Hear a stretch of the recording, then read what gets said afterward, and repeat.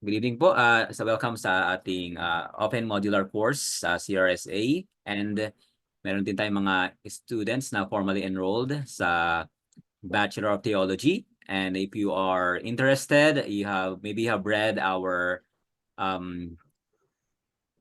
form.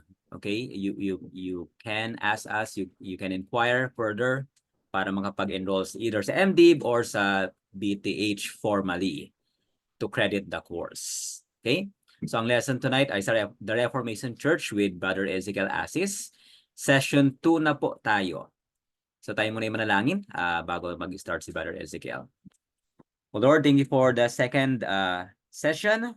Ngayong gabi, naway pangunahan niyo po kami. May you grant knowledge and wisdom sa aming kapatid, si Brother Ezekiel Assis. Thank you for using him as well to teach us on very timely and important subject, itong ecclesiology, Reformation Church. Naway bigyan niyo rin po ng humility ang bawat isa sa amin na nakikinig na i-reform ang aming mga pinanghahawakang doctrine na hindi in accord, align sa inyong salita. At naway maging mapanuri kami, Panginoon, as we study your word and magpasakop dito. And we long to behold your beauty through the church. At kami din na mga lingkod ninyo ay mas habang nakikita namin ang kagandahan ng inyong iglesia, ay maglingkod pa kami, Panginoon, para sa inyong kaluwalhatian and for the good of the church. Salamat po, Ama. Ito po ang aming dalangin sa ngalan ni Jesus. Amen. Okay, pasa ko na po kay Brother Ezekiel. Good evening everyone. At itutuloy lang po natin ang ating modular course na hosted by Covenant Reformed Seminary of Asia. At ang ating pong pag-aaral ay nasa session 2 na.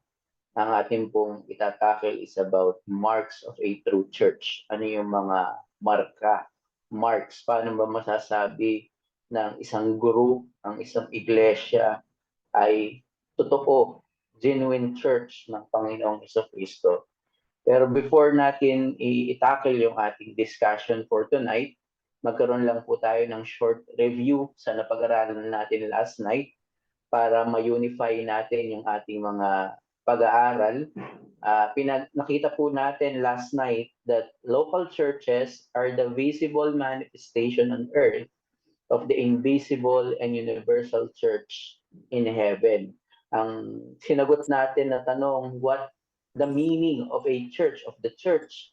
At nakita natin na yung church ng New Testament is both universal and local. So yun yung nakita natin last night. Nandyan po yung nakalagay sa inyong handout yung ating review.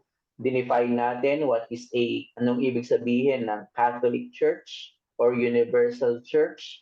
Nakita natin na ito yung whole number of the elect of God, either sa present, sa future, at yung hanggang sa Old Testament, mula sa Old Testament. So ito yung perfect number or complete number ng mga elect. At tiningnan din natin yung visible or local church na ito naman yung pinakita ko sa inyong text, yung 1 Corinthians 1 verse 2 na pinagsama dito yung concept ng universal and at the same time local. Sabi ni Apostle Paul, to the church of God, universal, the church of God na tinawag ni Christ, my church. Ang sabi ni Apostle Paul, this universal church of God that is in Corinth, nasa particular place. Kaya nakita natin na isang principle, every local churches, small, big, new, old, if naroon yung mga marks na pag-aaralan natin maya-maya, every local churches, every true local churches are exact manifestation of the invisible and universal church. So wala sa bilang, wala sa taon nung tagal nung isang iglesia, kung nasa kanya yung identity ng pagiging church, ng pagiging true church, exact representation, kung ano yung gusto niyong term, representation, manifestation, expression, expression ng universal church, every true local church. So, ngayon naman, kung yun pala yung church is both universal and local, kailangan nating makita, ang sasagutin naman natin, tingnan natin yung meaning of the church last night, ang ating sasagutin naman na tanong, what is the true church? So, dinefine muna natin last night kung ano yung true church, o kung ano yung church. Ngayon, ano yung mga identity ng isang church, ng totoong church. So, ang pag-uusapan na po dito primarily is local church. So, kapag po pinag-usapan yung what is the true church, discussion often turn on the denominational identity. By the way, yung mga references po natin ay nakasulat doon sa huling part ng ating lecture.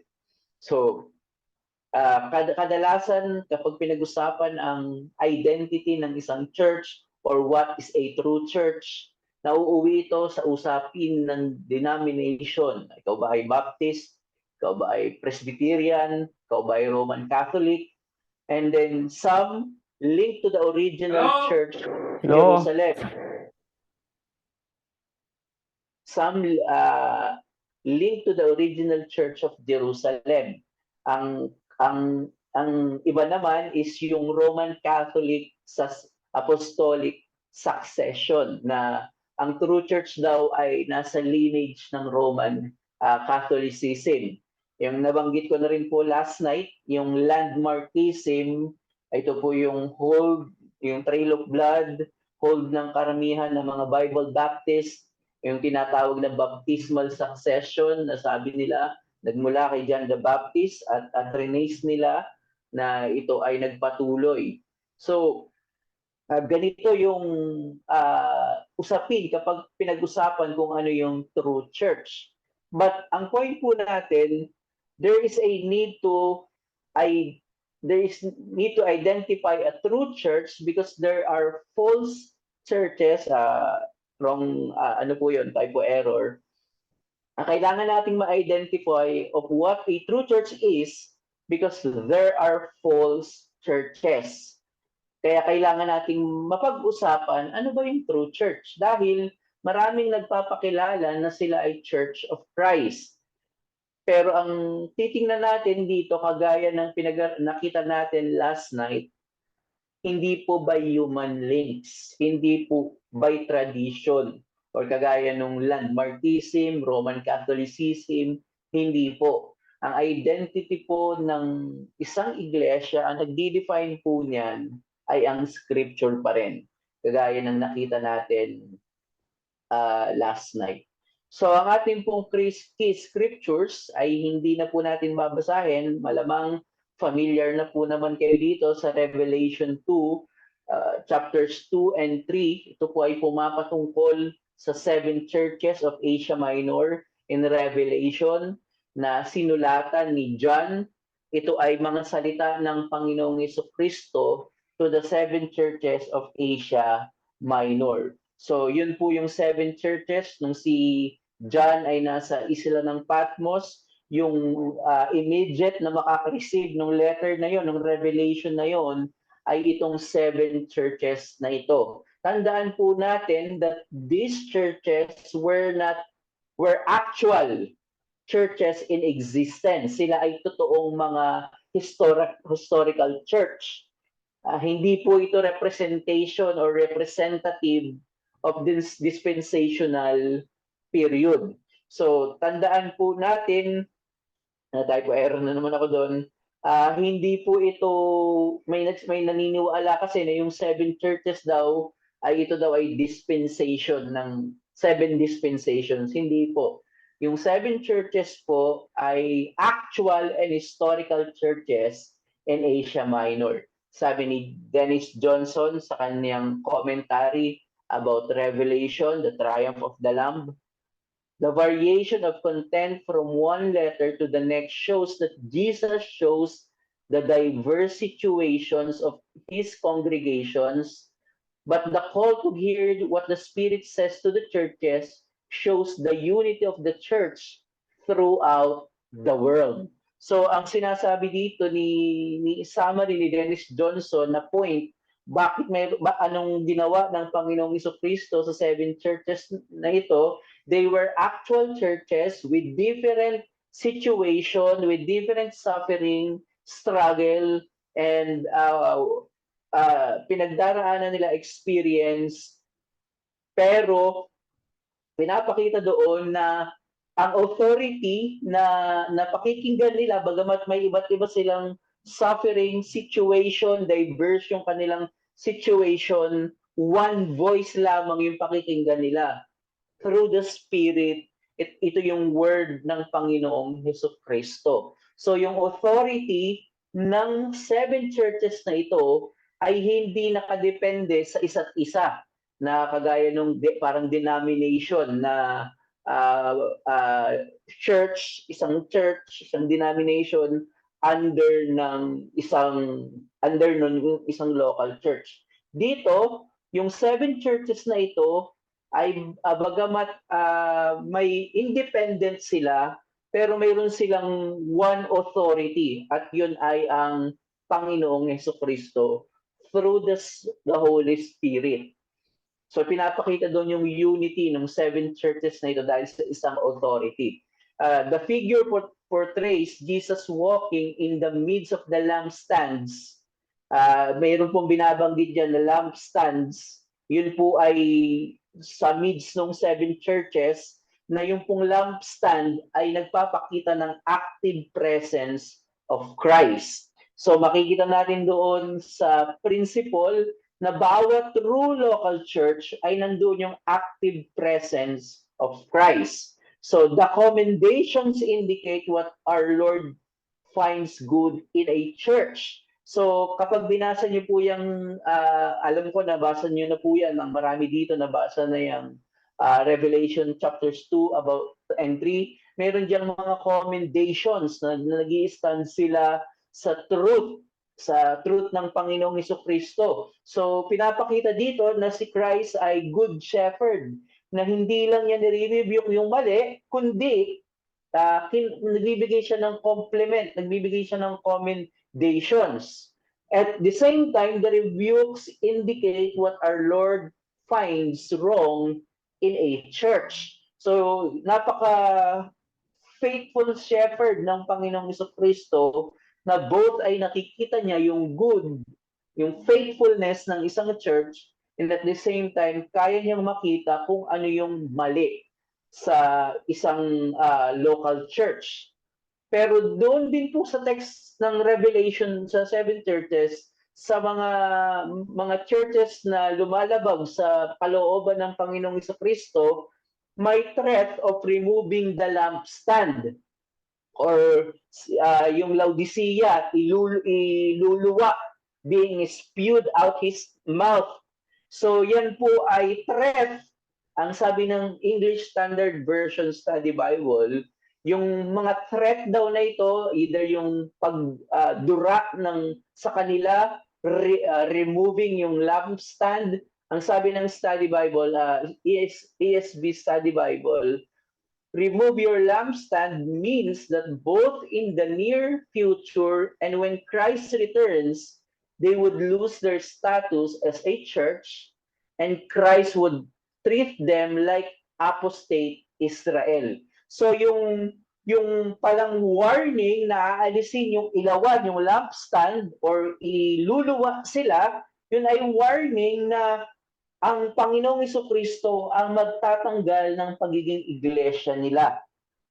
Kumbaga, ang pinapakita dito, kung si Christ yung nag-establish ng kanyang church, siya rin yung may kakayanan na magtanggal ng mga taong ito kung hindi na sila nagpapatuloy. Nawawala na yung pagiging true church nila. Hindi po nito ibig sabihin, let me clarify, hindi po nito ibig sabihin na nawawala ang salvation.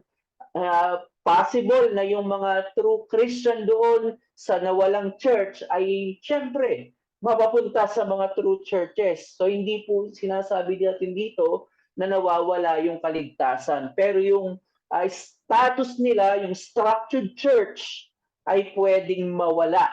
Mag-cease sila, tumigil sila sa pagiging isang totoong iglesia. So ang makikita po natin dito, some observation, the genuineness of a church is not measured in terms of numbers and wealth.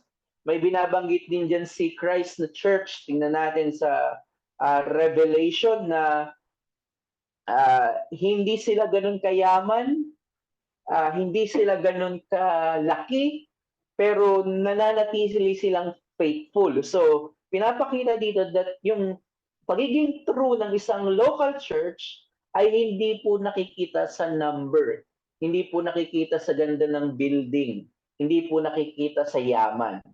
At tandaan po natin that there is no perfect church. Hanggang mayroong kasalanan, may kasalanan pa rin sa loob ng iglesia. Kaya nananatili rin yung mga means of grace, discipline, upang i-purge, upang i-sanctify ang church. Dahil there is no perfect church. And thirdly, we must not loosely accept those whom the Lord Jesus Christ rejects for lack of repentance. So dapat kung ano yung nireject ng Panginoong Jesucristo, ay dapat i-reject din po natin dahil hindi sila nag-repent. And at the same time, we must not reject those whom Jesus accepts on gospel grounds. Hindi pa naman necessarily false church, especially yung Laodicea, bagamat mabigat yung warning na iluluwa sila. Posible na mayroon pang hope na ma-restore yung kanilang pagiging local church. Pero ang makikita natin dito, what Jesus accepts ay dapat i-accept din natin. Sa pag-aaral natin sa marks of a true church, while meron tayong i-deny dahil talagang false yung church, hindi nakikita yung mga sign ng pagiging true church, pero hindi man kagaya ng ating pananampalataya, hindi man reform, kung ano yung tinanggap ni Kristo ay dapat din nating tanggapin. At yan yung makikita natin maya-maya. So tingnan po muna natin na ang mga true churches are imperfect churches. Sabi ng 1689 London Baptist Confession of Faith, the purest churches, 26.3, paragraph 3, the purest churches under heaven are subject to mixture and error, and some have so degenerated as to become no churches of Christ, but synagogues of Satan. Nevertheless, Christ always hath had and ever shall have a kingdom in this world, to the end thereof, of such as believe in him and make profession of his name. So sabi ng Confession of Faith, even the purest churches may subject some mixture and error. So yung iba ay nahulog na sa bitag ni Satanas na talagang nawala na. Pero ang point natin dito, na even yung pinaka-healthy church, pinaka-faithful church ay mixed pa rin with errors. Again, some observation, there is no perfect church, gaya ng sinabi natin kanina, among genuine churches. So while nag-uphold tayo ng mga healthy church, pero wala pong perfect church. There are false churches among those that they may have been once genuine or still numbered among the genuine. So yan po yung point dyan sa Revelation. And every church must aspire to grow in truth and in purity. So dapat po kung pala ang church natin ay tiyak na mayroong error and mixture, dapat hindi po nag-i-stop na mag-grow sa truth and purity ang isang local church, gaano man ito ka-reform. Ang ito po yung reform action natin, semper reformanda. The Reformed Church is always reforming according to the Word of God. At wala pong magsasabi na perfectly reformed ng isang Reformed Church. Nananatili in the same way na wala pong magsasabi na perfect na ang isang Kristiyano. Nananatili yung progressive sanctification sa isang believer hanggang hindi pa dumadating ang Panginoong Jesucristo. At ganun rin po ang bawat churches ng Panginoong Hesus. Nananatili yung kanyang progress, nananatili yung kanyang reformation, nananatili ang kanyang sanctification. So sana po ay malinaw yon while pinag-aaralan natin yung marks of a true church, of the true church, hindi po tayo dito nagtuturo na mayroong perfect church. So magpatuloy po tayo sa marks of the true church or marks of a true church. So sa pag-identify, yung identity po of the marks, there is conflict between multiplying the marks versus minimizing the marks. Mayroon pong dilemma na yung iba, dinadamihan yung marks, dapat ay 69, 89 ng confession, dapat ay Calvinist, dapat ay Reformed, or yung iba naman ay minimize, dapat Trinitarian, dapat ay may gospel kahit papaano, kahit justification by faith alone.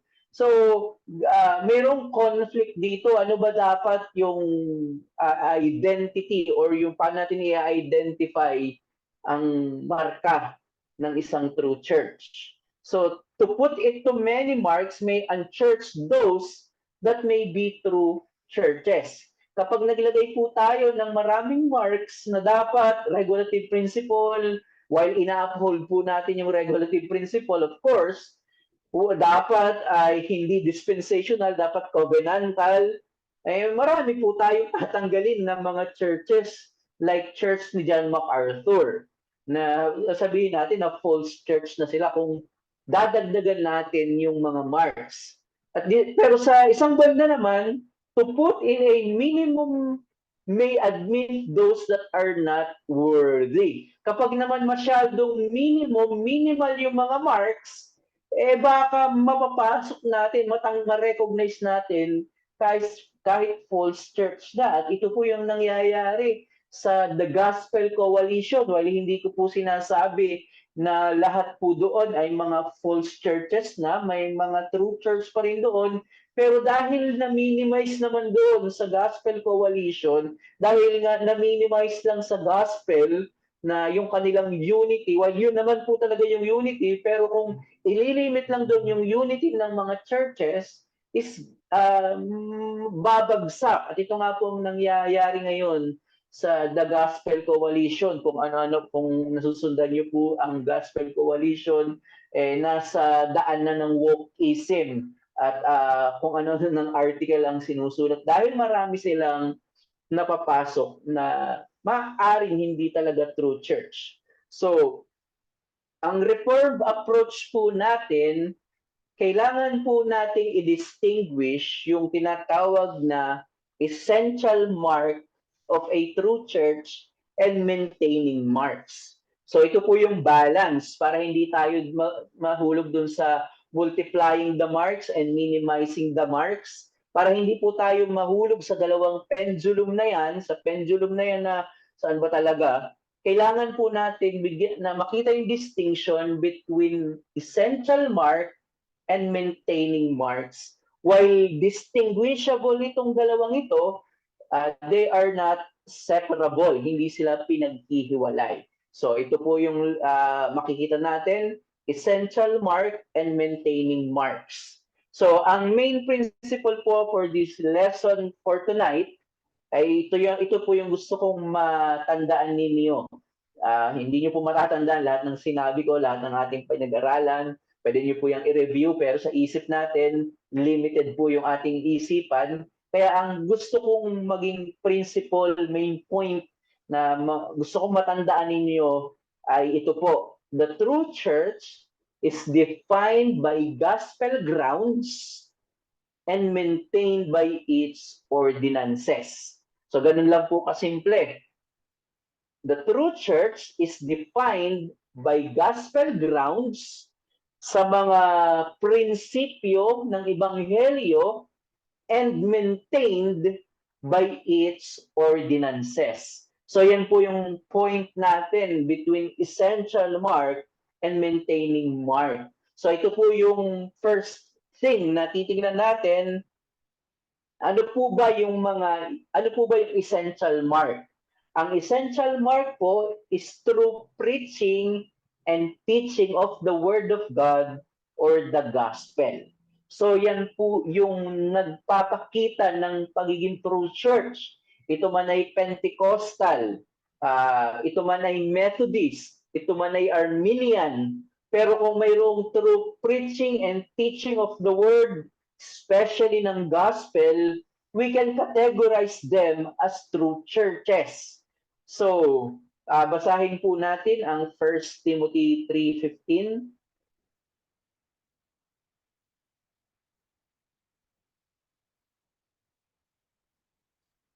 Sabi po dito,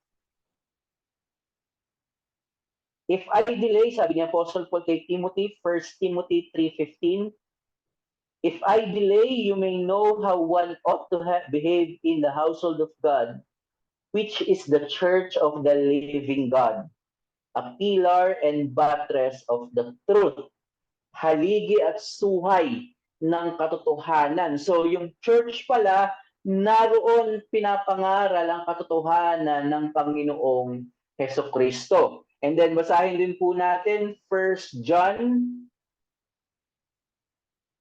4:1-6. 1 John 4:1-6. Sabi po dito, 1 John 4:1-6. Beloved, do not believe every spirit, but test the spirits to see whether they are from God. For many false prophets have gone out into the world. By this you know the Spirit of God. Every spirit that confesses that Jesus Christ has come in the flesh is from God, and every spirit does not confess Jesus is not from God. This is the spirit of the Antichrist, which you heard was coming and now is in the world already. Little children, you are from God and have overcome them, for he who is in you is greater than he who is in the world. They are from the world, therefore they speak from the world, and the world listens to them. We are from God. Whoever knows God listens to us. Whoever is not from us, from God, does not listen to us. By this we know the spirit of truth and the spirit of error. Ang context po nung ating binasa, may mga kinokorek, may mga nakapasok na mga early form of Gnosticism na ayaw maniwala na ang Diyos ay nagkatawang tao, dahil for Gnostics nga naman, ito ay separation, yung tinatawag natin na dualism between body and soul. For them, yung physical flesh ay evil at yung human soul or yung spirit is good. So kung pinoprofess ng mga apostles, sinabi niya ni John sa chapter 1 ng 1 John na nahawakan namin, nagkatawang tao ang Diyos. So dinideny ito ng mga Gnostics dahil nga paano nga naman mag-i-incarnate ang isang banal na Diyos sa isang makasalanang laman. So dinideny ito ng mga Gnostics. Pero ang point na makikita natin dito, everyone daw na nagko-confess na si Christ ay nagkatawang tao ay bahagi ng church that is from God, mula sa Panginoon, sa Panginoon. So everyone, every church na nagko-confess ng humanity ni Christ, ng divinity ni Christ in one person, ng kanyang ginawa, is masasabi natin na true church. So ano po ba yung mga basic elements of the gospel? Una po, the church must be people who are believers in the gospel. So kailangan naroon yung mga basic elements na ang tao ay makasalanan, naniniwala sa Trinity. So ito po yun, iba't iba po yan. And then the essential of the biblical gospel must be the teaching of the church and its mission. So dapat po ang isang church ay nangangaral ang daladala-dalang mensahe ang ginawa ang persona ng Panginoong Jesucristo sa kanilang mga pulpit, sa kanilang mission, not prosperity gospel, not pagiging life coach. So masasabi natin kapag ganit na yung mga pangangaral, life coaching, prosperity gospel, political agenda, pwede po silang matanggal sa pagiging true church, kagaya ng warning ni Christ sa mga churches sa Asia Minor. And then kasama po dito the essentials of Christian theology. There are doctrines which if denied, kapag po dininay, ito po yung bahagi ng true preaching and teaching of the Word of God, kapag po dininay ng isang church ang mga doctrine na ito, like Trinity and hypostatic union of Christ, false church, automatically false church na po kaagad. Dahil yan ay napaka-essential. Yan po yung naghihiwalay sa mga cult group, ang doctrine natin ng Trinity, hypostatic union, at yung naghihiwalay naman natin sa atin sa Roman Catholics ay yung view natin sa justification by faith alone and salvation. So tandaan po natin na yun po yung basic elements ng true preaching na hinahawakan, mga doctrines na dapat hawakan ng isang true church. So some issue po is lack of Calvinism a sufficient ground to disqualify a church from being a true church. Kapag ba hindi na doctrines of grace ang hinuhold ng isang church, ay hindi na ba sa church? Of course not. So in false teachings, take note, we must distinguish between those who are confused, ignorant, and committed. So kapag pinag-uusapan yung errors, kailangan po nating ma-distinguish yung confused, ignorant, and committed. So kapag ang isang church ay confused pa lamang, nandun yung gospel, sincere sila sa ginagawa nila, pero confused pa lamang, kailangan ng ongoing reformation. Kaya nga po, ito po yung ginagawa natin ngayon.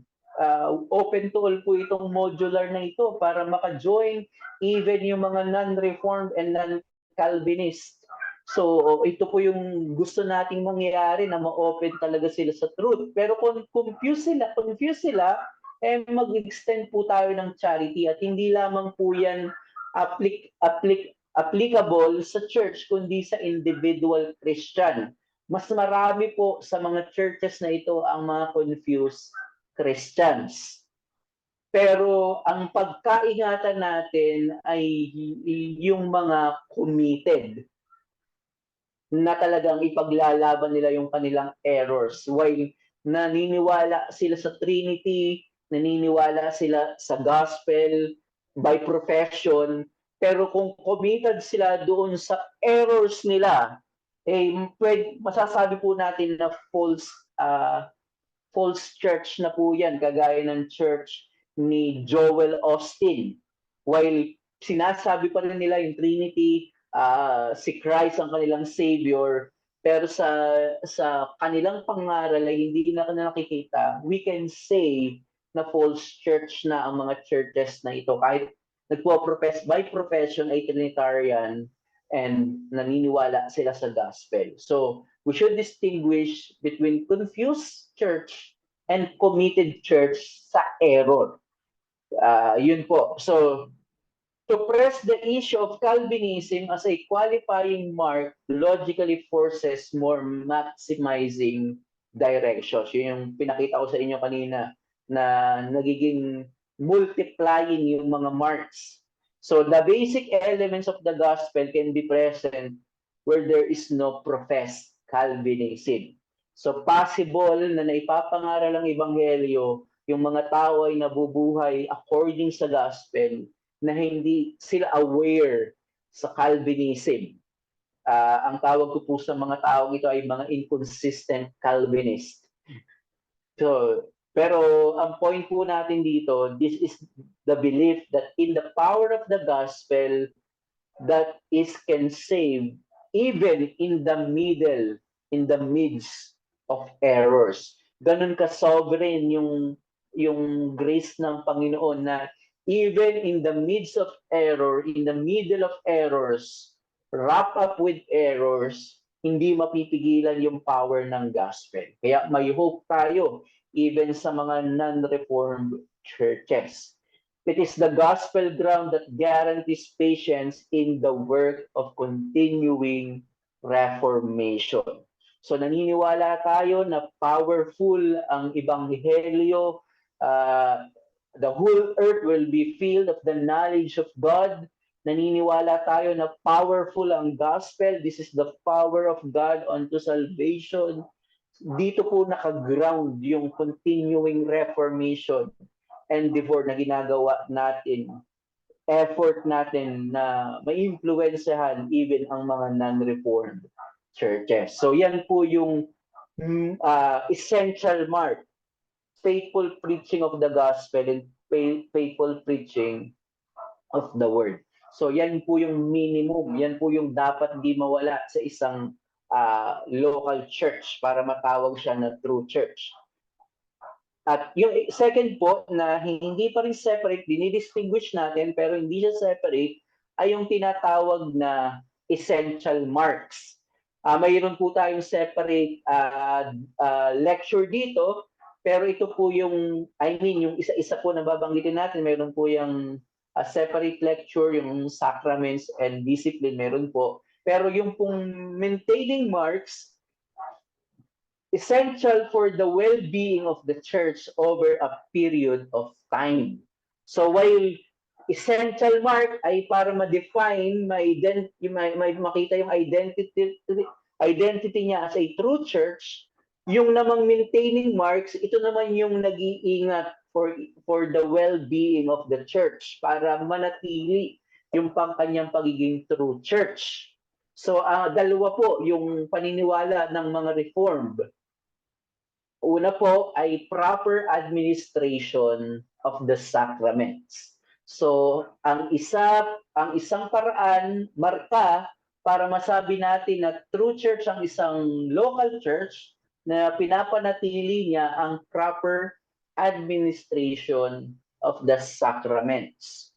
Point, the unlawful administration of the sacraments will in time compromise the purity of the church. So kapag po mali ang pagpapractice ng sacrament, possible po na mawala talaga sila sa pagiging totoong iglesia. Kasi po, bawat pag-practice ng mali, according to the Apostle Paul sa 1 Corinthians, mayroong judgment. For example, pag-aralan po natin ito sa mga susunod, kaya hindi po natin masyadong i-elaborate for now, pero for the sake of this discussion, baptizing unbelievers will fill the church with the wrong people. Di ba? Sa pinanggalingan ko po na Pentecostal church, na yung baptism ay nangyayari lamang kapag may outing, kapag may swimming. So sasabihin ng pastor, mayroon tayong outing ng ganitong date, sino yung gusto magpabaptize? Kahit wala namang understanding sa gospel, walang commitment sa gospel, mababaptize. So napupuno yung lokal na iglesia ng mga unregenerate Baptist. Yan po yung nangyayari. So anong mangyayari doon? Kung mapupuno yung church ng mga kambing, magulo po. Magulo na nga po tayo, kahit mga Christian tayo, nagkakagulo na tayo. How much more na majority na nasa loob ng isang lokal na iglesia ay mga unbeliever. And secondly, to give the Lord's Supper to unworthy communicants compromises the church. Yan po yung point ni Apostle Paul. So ang isa po sa maintaining marks upang mapanatili ang pagiging true church ay ang proper administration of sacraments. Again, magkakaroon po tayo ng separate discussion dyan regarding baptism and Lord's Supper. And secondly, ang isa pang maintaining marks is the faithful exercise of discipline. I think next topic po natin yung church regenerate membership and discipline. So yun po i-discuss natin. Pero yun po ang isang mark ng pagiging true church kung na gagawa ba ng maayos ang disiplina. At ang root po niyan, ang first problem, paano magkakaroon ng church discipline kung walang church membership? So yun po yung unang problema. Kaya po, posible na itong maraming churches na ito na hindi nagpa-practice ng church discipline, false church na po sila. Bagamat may gospel sila, pero hindi sa time frame na madami ilang taon na hindi sila nagpa-practice ng church discipline, posible na hindi na sila church. In fact, doon sa Revelation 2:3, may warning si Christ doon sa mga tinotolerate yung sexual immorality in their midst. It is tolerance of false doctrine and immorality that provoke Christ threat on the churches, di ba?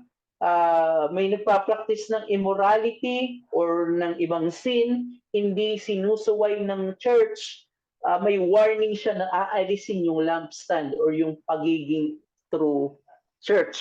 So ang point po natin, habitual failure to discipline will in time remove the distinction of the church from the world.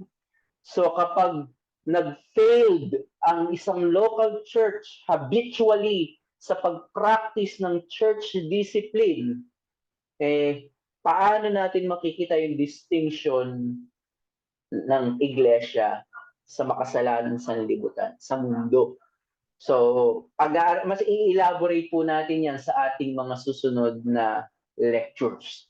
Ang sabi po ng Westminster Confession of Faith, dito po ako nagtataka bakit sa 1689 ay wala yung church discipline. Pero sa Westminster Confession of Faith, chapter 30, paragraph 3, sabi dito, paragraph 3, church censures are necessary. Discipline po yun. Church disciplines are necessary for the reclaiming and gaining of offending brethren, for deterring of others from the like offenses, for purging out of that leaven which might infect the whole lump, for vindicating the honor of Christ and the holy profession of the gospel, for preventing the wrath of God, which might justly fall upon the church if they should suffer his covenant and the seals thereof to be profaned by notorious and obstinate offenders. So yun daw pala yung gamit ng church discipline para i-purge yung church, para linisin. Ang baptism po and sacraments, preaching of the word, yan po yung mga means of grace. Pero yung nagsasanctify para makita yung mga true believer is through the discipline, through disciplinary action. So yan po yung maintaining marks, proper administrations of the sacraments and faithful exercise of discipline. So bilang some applications po sa ating mga pinag-aralan, let us strive for the purity of the church through the proper preaching and teaching of the gospel and by our gospel-centered life. So, kailangan po nating i-pursue ang perfection while hindi po ito ma-attain in this side of glory, but it is pursuable Marami pong mga utos ang Panginoong Kristo. Be perfect, for our Father is perfect. Be holy, for I am holy. Kadalasan, sabi ng iba, hindi, maturity yung binabanggit dyan. Pero kailangan po nating tandaan yung comparison. Nature po ng Diyos yung comparison. Hindi po yung simpleng maturity, kundi talagang literal na dapat tayong maging perfect. While hindi po ito ma-attain in this side of glory, kailangan po tayong i-pursue yung purity. Maganda yung sulat ni Brother Jordan kahapon, I think, yung ideal versus reality. While mayroong reality na mahirap i-apply, walang masama. Makita natin kung ano dapat ang isang local church, yung mga ideals ng isang local church. So we must pursue, we must strive for the purity of the church sa pamamagitan ng faithful preaching of the word and the gospel, at of course yung consistent life natin. And number 2, let us be watchful in our practices in the church. Kailangan po tayong maging maingat na huwag laging magsisimula sa pragmatic. Ang ibig sabihin po, hindi po in a negative sense, kundi laging huwag tayo magsimula sa practical. In fact, may mga errors na nagsimula sa magandang intentions. Si Nestorius, for example, intention niya na gusto niyang ma-maintain yung distinction ng nature ni Christ as God and man.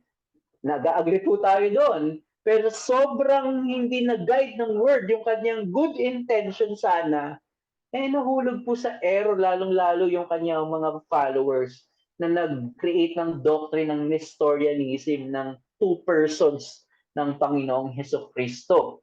And then gusto natin na yung mga young people ay lumapit sa ating church. Gusto rin natin yun.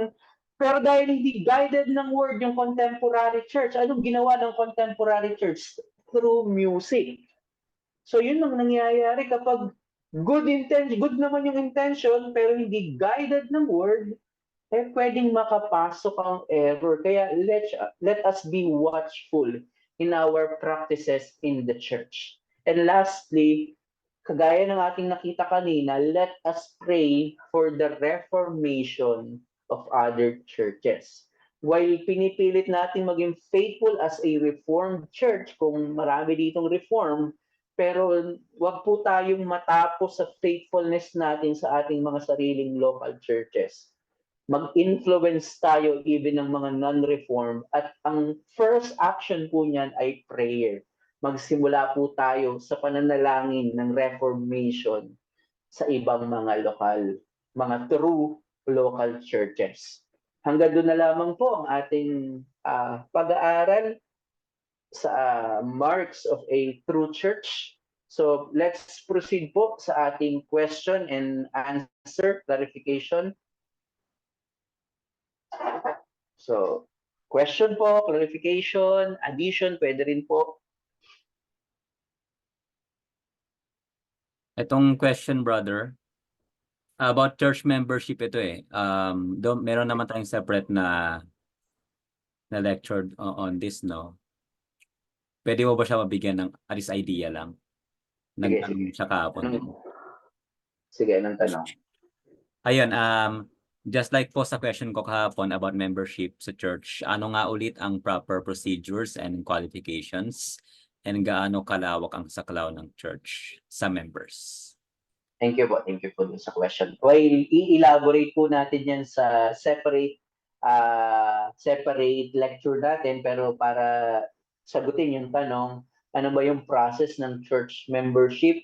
So again, hindi po monolithic yung expression ng church membership, pero ang pinagkakaisaan ng at least ng mga Reformed Baptist churches is magsusulat po ng testimony kung paano siya na-convert, ano yung magpapakilala siya, magsusulat siya ng testimony. Sa iba po ay kinakausap ng mga elders, at kung wala pang elders, mga deacons.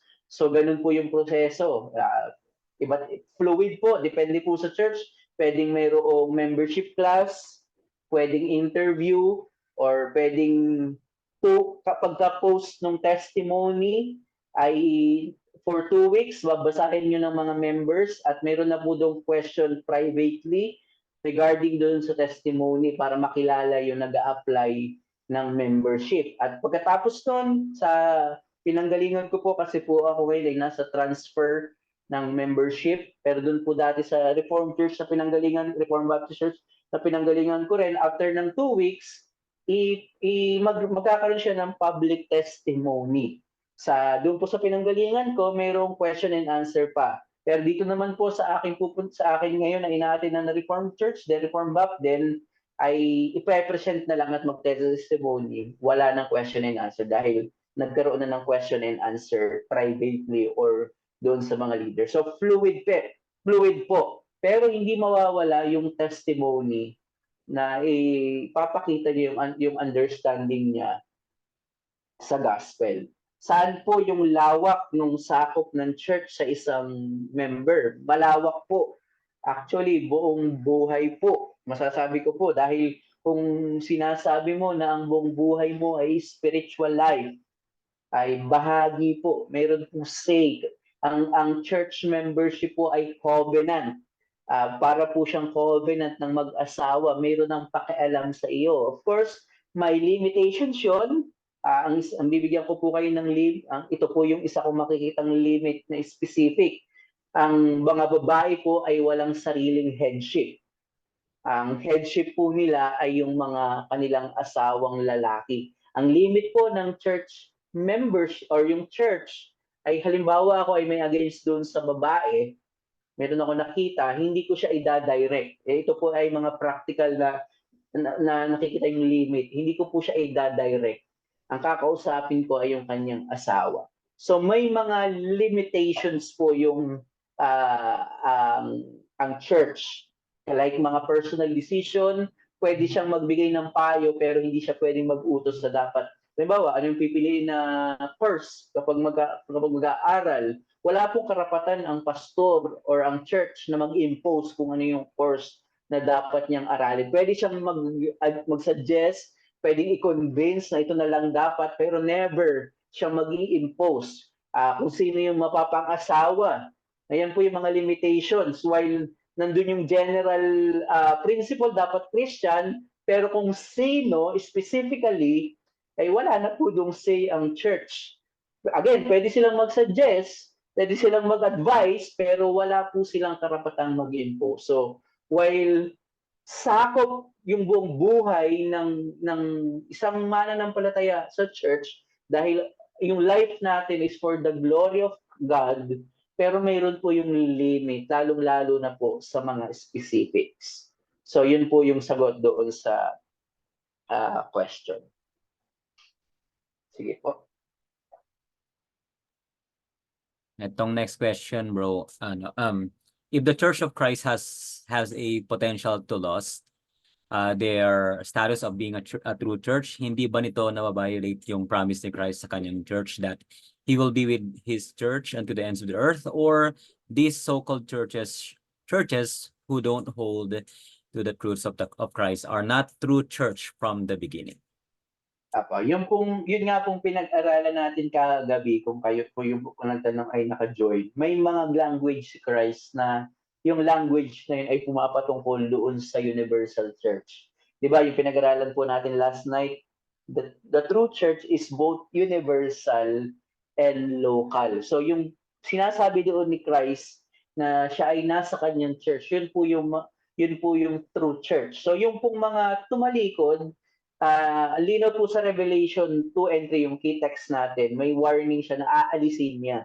At hindi po doon nababiolate. Yun po yung point ko kanina. Kung si Christ yung nag-establish ng isang local church, siya rin yung may kakayanan na magtanggal nito. Nilinaw po natin kanina na hindi po nang ibig sabihin na nawawala yung kaligtasan, kundi yung structure na yon na as a local church, tinatanggal na. Pwedeng yung mga true church doon ay true member, yung mga true Christian doon ay pumunta doon sa mga true churches. So hindi po noon nababiolate yung point natin. Amen. And then, what is the difference between sacrament and ordinances? Mm. Stop po muna, post po muna natin yan. Ipapaliwanag po natin yan kapag nagpunta na po tayo doon sa sacraments. Mas specific. Mm. So, insufficient po for me yung word na ordinance. Dahil lahat ng ginagawa sa church ay ordinances. Pero hindi lahat hindi lahat ay sacraments. So, yun po. So, prayer, preaching of the word, yan ay mga ordinances, discipline ordinances yan, membership ordinances yan, but not all are sacraments. So, pag-aaralan po natin yan sa susunod po. Okay, thank you. And then, ito maganda. Good PM po, masasabi po ba na committed in errors yung church na may pastora? Is it considered a false church? Not necessarily false church agad-agad, pero kumbaga kung ito yung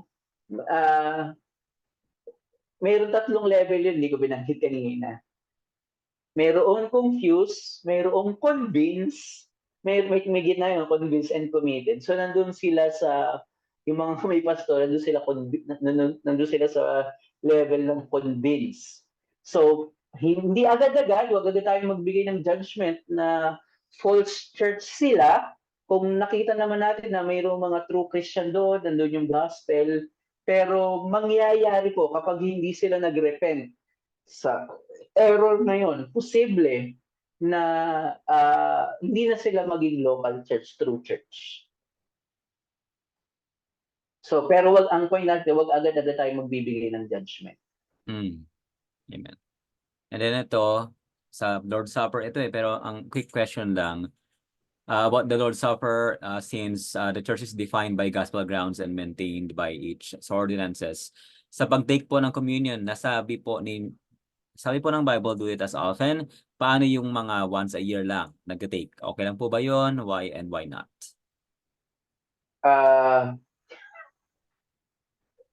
Ang view po namin sa aming local church sa Malabon ay weekly po kami. Yun po yung ilang years ko na po itong conviction at kaya ito rin sa reason kung bakit na-convince rin po ako na lumipat din sa church na ito. Isa po yun. So, very personal po sa akin yung topic na yan. Yung pong once a year, ang nakakalungkot po doon, nadideprive po yung isang believer. Isipin nyo na lamang po, ipapaliwanag ko po ito sa ating topic sa Lord's Supper. Hindi naman po yung frequency ng ating pag-aaralan, pero yung meaning ng Lord's Supper. Isipin nyo po, bibigyan ko po kayo ng illustration. Si Christ bilang King, nag-i-invite siya ng table sa mga makasalanan na tulad natin. Si Christ bilang King and Savior, sa panghihina mo all throughout the week, 6 days kang nag-struggle sa trabaho, 6 days kang nag-struggle sa kasalanan. Pero ano man yung view nyo, pero yung gusto kong iwanan sa inyong principle, naghanda si Christ ng piging, ng handaan, ng table, para makasalo ka, para magkaroon kayo ng communion over meal through the Lord's Supper. Dalawa lamang po yung may article na yun. Definite article, the Lord's Day, special day, and the Lord's Supper. So, hindi ko po sasagutin kung nagkakasala ba yung once a year, pero ano yung hindi nami-miss nila. Applicable rin po ito sa mga once a month ang practice. Yun yung isipin nyo. Hindi ako na nagkakasala, pero yun yung gusto kong principle na makita nyo. Yung King, si Christ, nag-o-offer siya ng table every time na nagpa-partake tayo ng Lord's Supper. So bakit hindi natin to i-maximize? Amen. Yung po palang once a year, ang biblical reference nila doon ay yung Passover meal. Kasi yung institution ng Lord's Supper ay ginawa doon sa Passover rin ng mga disciples. So yun yung view nila. Kaya ito, so may ganun po. Pero mali po yun. dahil po yung Passover meal ay hindi po yung Lord's Supper. Doon in-institute pero nagbigay ng bagong sacrament. Nag-institute si Christ ng bagong sacrament. Hindi na po yung Passover meal. Kaya po mali po yung argument na yun. Sige po. Okay, may also pa naman. Question.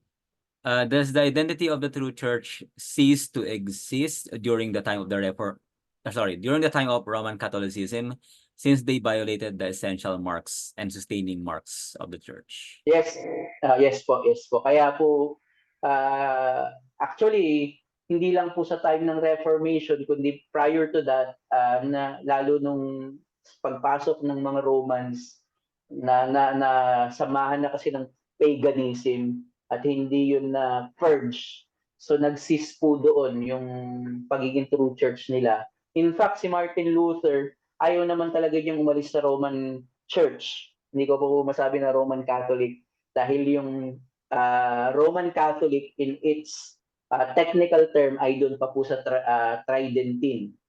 No, doon sa kanilang Tridentine. Sa Council of Trent. So, anyway, si Martin Luther ayaw niyang umalis talaga sa Roma. Gusto niyang i-reform. Pero yun nga, pinersecute siya. So, tama po yun na nag-cease talaga kahit nga nawala na yung gospel. Yun yung nawala talaga yung gospel.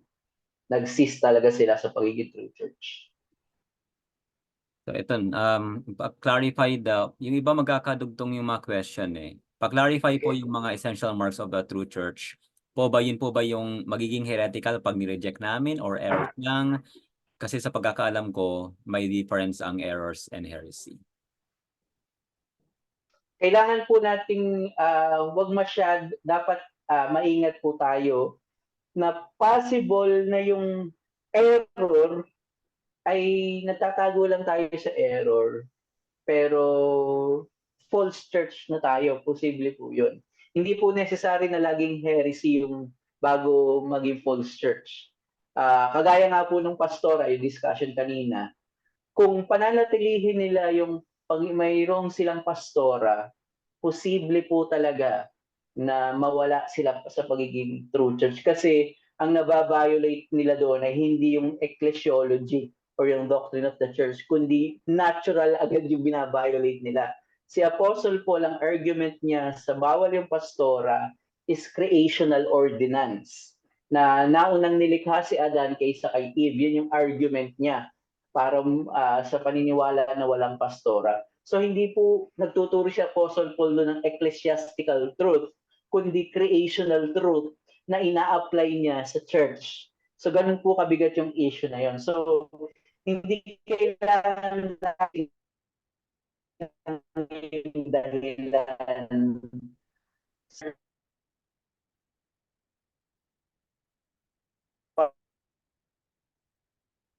pastor ay mga members siya ay sexual predator, matakaw sa pera, pero nandun pa rin yung gospel. So, pero kung nagbubulag-bulagan dun yung mga members, tolerate nila yon, false church na po yun. Hindi pa sila nahulog sa heresy na yon, pero in practice, ay pwede rin po na sila ay maging false church. So, kailangan maging maingat tayo na napaka-white, black and white lang yung tingin natin na dapat heretic lang bago maging false church. Marami pong mga bagay na pwedeng magdagdag sa pagiging false church. In fact, sa Matthew 7, napaka-orthodox tong binabanggit doon. Sabi doon, on that day, hindi lahat ng tatawag sa akin ng Panginoon, Panginoon ay makakasama ko sa aking karya. Sabi doon, may magsasabi na nag-prophesy ako in your name. Pero nung sabi ni Christ, I never knew you. Napaka-orthodox po nung mga taong yun kasi alam nila na ang pagpo-prophesy ay sa pangalan ng Diyos. Pero sinabi ni Christ, I never knew you. Bakit? Hindi nila pinapractice kung ano yung kanilang theology. Pero ang sabi ni, I never knew you. So mga false converts sila, mga false church sila. So hindi po kailangan kaagad-agad na heretic agad bago maging false church ang isang church. Kapag hindi napapractice yung purity ng church, possible po na hindi na sila maging true church. Amen. And eto, pagduduin ko yung mga yung question wait lang, nasa na lang. True church po ba if women ang nag-lead, nag-teach, nag-preach sa church since walang biblical men na able to stand, na able and willing to stand? And if I the think, church, sorry, and then sa ganong line, if the church has still the minimum works of being true church, is there still a valid reason to leave this church? Halimbawa, kung pastora lang yeah, naman din, valid pa rin ba yun? gaya po ng nasabi natin kanina, hindi naman agad-agad tayo magbibigay ng judgment na false church sila. Pero kung hindi sila magre-repent doon, possible na maging false church sila dahil nga lalo kung mayroon na nagsabi na mali ang ginagawa nyo, pero nag-stand pa rin sila doon. Yes, legitimate reason yun para mag-leave ka sa isang church na yun na ang nangunguna po ay babae. Mabigat po yung sinabi ni Paul Washer. Sabi po ni Paul Washer, wag niyo po akong i-argue, pero si Paul Washer po yung nagsabi nito, isang sign daw, true sign daw, na kumikilos si Satan sa isang church ay kapag ang naglilid ay babae. Sabi ni Paul Washer, napakabigat nun. Pero tama yun, kasi base yun sa fall. Di ba ang nangyari doon, nagpalit yung role ni Eve at ni Adam and Eve. Instead na pangalagaan ni Adam yung kanyang kingdom, ang nanguna doon na kumain ay si Eve. Ang hindi po ito responsibility ng babae ang primarily. Ang unang may kasalanan doon si Adan dahil kinalimutan na niya yung kanyang responsibility to guard the kingdom, to guard the Eden, maging priest, maging prophet. Hinayaan niyang tuksohin ng false doctrine si Eve. So, ang may kasalanan po nun ay ang lalaki. Pero ang point dito, kapag po ganyan ang nangyayari, ay hindi po yan kalooban ng Panginoon sa kanyang salita. Yan po ay malinaw na violation ng nature at ng revelation. Kaya po mabigat din po yung issue ng pastora. Okay. So yung iba pong question pwede nyo i-save sa ibang session. Last question. Wait. Ito. Good evening po. False church na po ba yung may pastor at may pastora at yung gospel po ay sinasabi na tayo na yung gospel. Like tayo na daw yung gospel. Yes. Okay. Yan po yung mga typical na church na tayo na yung gospel. Yes po. Kaya po nag-develop na yun dahil po sa tagal na wala nang nangungurek. Yan yung sinasabi natin na mahalaga po yung essential and maintaining. Kasi kapag hindi na nakokorek yung mga errors na ito, yan na ngayon nangyayari. Nagiging normative na wala nang question. So, we could say na false church na po yung ganyan church. Alright. Okay. On time tayo. Salamat, Brother Ezekiel. Salamat din sa nag-join. So, yeah, we'll see you next week. Wala si Pastor Jeremiah, no? Siya naka-join. O sige, si Brother Ezekiel na lang mag-close sa atin sa prayer. Sige po. Salamat po. Tayo po manalangin. Aming Diyos, maraming salamat po sa truth na aming nakita about marks of a true church. Nakita namin na dapat panatilihan namin ang aming proper view sa Ebanghelyo at yung mga essentials sa Christian doctrine like Trinity, hypostatic union of Christ, at lalong-lalo na po yung justification by faith alone. Bigyan niyo po kami ng kakayanan na i-maintain po ang mga truths na ito at kasama rin po dito yung maintaining marks na nagpapalitili rin po sa amin para kami ay maging true church. Ito po yung proper administration of sacraments and discipline. Hindi po kami nag-claim na kami po ay perfect church.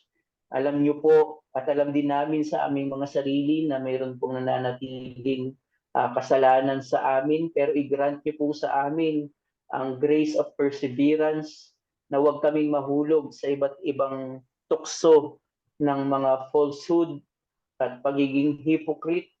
Tulungan niyo po kami na araw-araw mag-repent sa aming mga kasalanan bilang isang iglesia at bilang individual Christian, at i-pursue po namin yung life na consistent sa Ebanghelyo ng Panginoong Hesukristo. Kayo na po ang mag-bless sa lahat po na naka-join sa session na ito.